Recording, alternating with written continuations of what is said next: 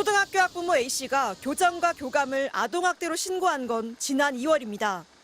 전교 부회장으로 뽑힌 자녀가 규정 위반으로 당선 취소되면서 행정심판과 정보공개 청구를 무더기로 제기했습니다. 보복을 위한 허위 아동학대 신고잖아요. 이 정도로 학생 민원인은 처음이거든요. 이런 분은 제 교직 평생에. A씨의 자녀는 결국 재선거에 단독 출마해 당선됐고 한 학기 동안 임기를 마쳤습니다. 그런데 A씨의 민원은 끊이지 않았고 참다 못한 학교 측은 교권보호위원회를 열었습니다. 학교에 자진 출석한 A씨는 취재진에게 학교 측이 부당하게 아이의 당선을 취소시켰다고 주장했습니다. only the school side에서 포인트 뷰를 그렇게 해석한 거야. 여러모로 그렇게 해버린 거예요. 학교와 교육청의 입장만 반영되고 있다며 불만을 나타내기도 했습니다. 내가 너무 놀라가지고 당신 나한테 소송 걸려 지금. 너무 편파적이고 unbelievable. 앞서 A씨는 교권보호위를 취소하라는 행정심판을 또 청구했고 국가인권위원회에 진정서도 냈습니다.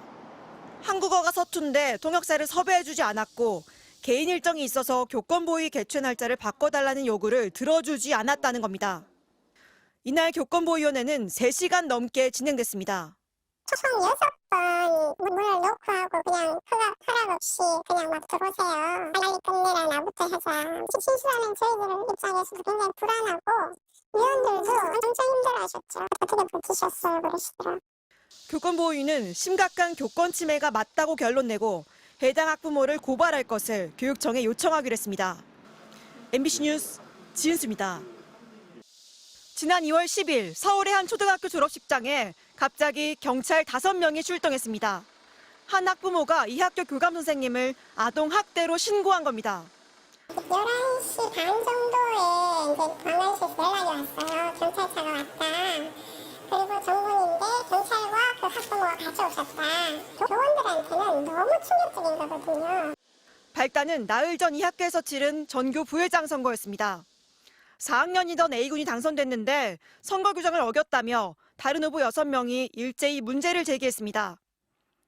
학교 측이 당선 무효 결정을 내리자 이때부터 A군 어머니의 대응이 시작된 겁니다.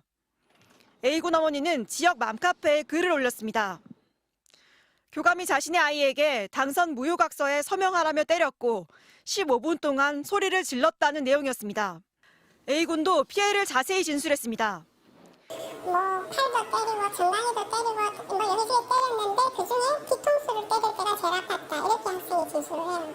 이어 이 학부모는 아동학대가 명백하다며 아이 명의로 교장과 교감을 경찰에 고소했습니다. 그 뒤로 고소 고발이 잇따랐습니다.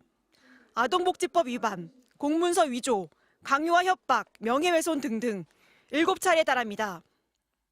그런데 다행히 교감은 당시 학생과 대화했던 2분 30초 분량의 녹음 덕분에 첫 번째 고소건에선 무혐의 처분을 받았습니다. A군 어머니는 포기하지 않았습니다.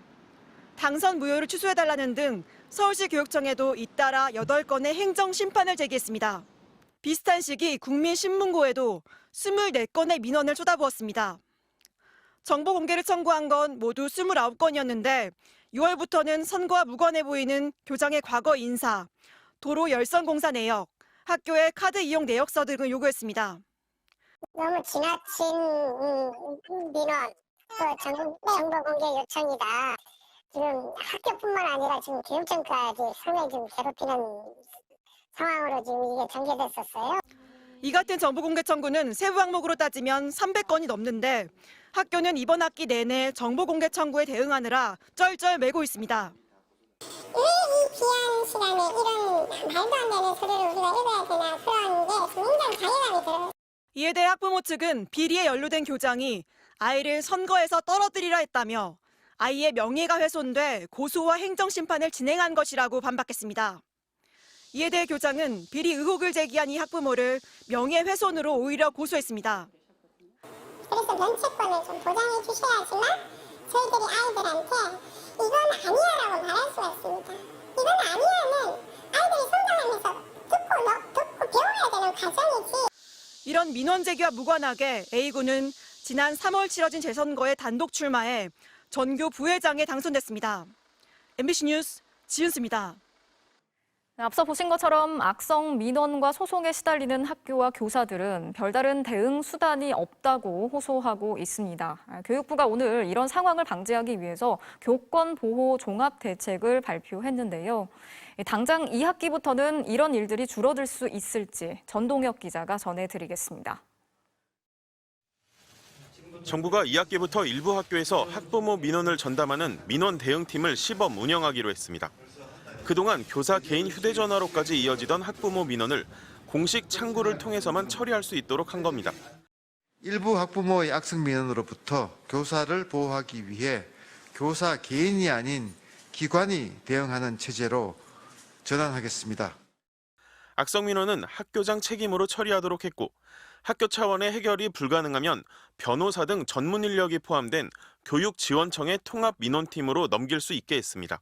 교권보호위원회의 학부모 조치도 강화됩니다. 교육활동을 침해한 학부모는 교보위가 특별교육 이수 등 강제 조치를 할 수 있게 할 방침입니다. 또 학교가 소송에 시달리는 일을 방지하기 위해 교권보호위 업무도 법 개정을 거쳐 교육지원청으로 이관됩니다. 교사단체들은 이번 대책에 환영의 뜻을 나타내며 학부모와의 소통에는 문제가 없을 거라고 내다봤습니다.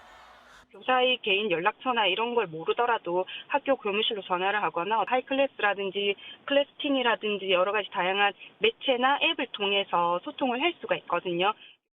하지만 교육청 노조연맹은 정부가 학교 내 교육 공무원들을 악성 민원의 총알바지로 내몰고 있다며 반대의 뜻을 나타냈습니다. 교육당국은 다만 발표된 종합대책 가운데 교육활동 침해 사안에 대한 조치나 아동학대 면책권 등은 법 개정이 필요한 사안이며 여야의 이견이 크지 않은 대부분의 법안이 이달 안에 국회 상임위를 통과할 것으로 전망했습니다. MBC 뉴스 전동혁입니다.